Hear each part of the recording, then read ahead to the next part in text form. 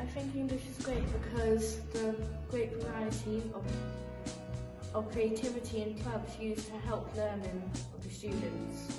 At Maiden Early Children, I like literacy because you can express your creativity. When we think of English, we think of it as not just pens and paper, but things like the imagination, the mind, to help you learn and get through the years. The reason our English teachers are great at Maiden Early Children's School is because our teachers are very clear when they speak and they're very detailed. We can be creative and we are encouraged to defend our ideas. If you can keep your head when all about you are losing theirs and blaming it on you. If you can trust yourself when all men doubt you, but make allowance for their doubting too. If you can wait and not be tired by waiting, or being lied about, don't deal in lies. Or being hated, don't give way to hating. And yet don't look too good, nor talk too wise. The boy at the back of the class like Johnny Ralph. It's really important to teach about refugees because we need to understand the sheer desperation that they feel, that they have to flee their war-torn countries by any means possible or necessary to come to another country with very few belongings and hardly any material goods at all. They are that desperate, and we need to put into context exactly why that desperation manifests itself as it does by needing to flee their country and come to another country to seek refuge. Refugees come from places all over the world, from war-torn places like Iraq, Iran, and most likely Syria. And when they come to England, they're transported by boats, which don't always make it sometimes.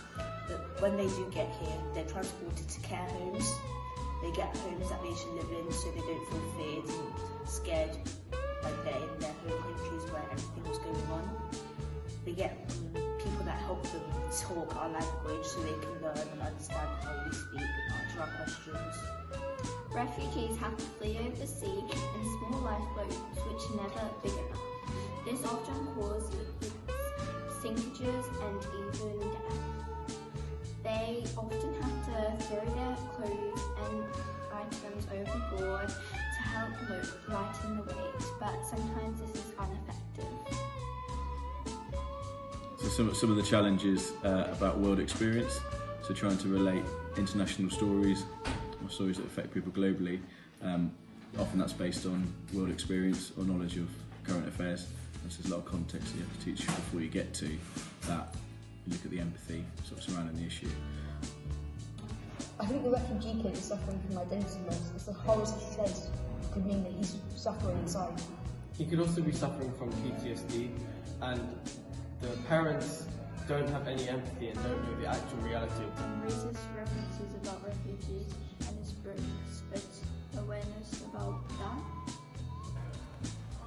Then the lady who had talked about the sun said, "It'll cause trouble, you mark my words. They're only coming over to take our jobs." Carefully, so that no one else would see us, we all looked over our shoulders and saw that it was Mr. Brown and Mrs. Grimsby who were talking. Mr. Brown shrugged and then said, "If he's from that awful war on the news, I feel sorry for the kid. Can't blame him for wanting to get out of that death trap." "Humph," said Mrs. Grimsby. "A bother the whole lot of them.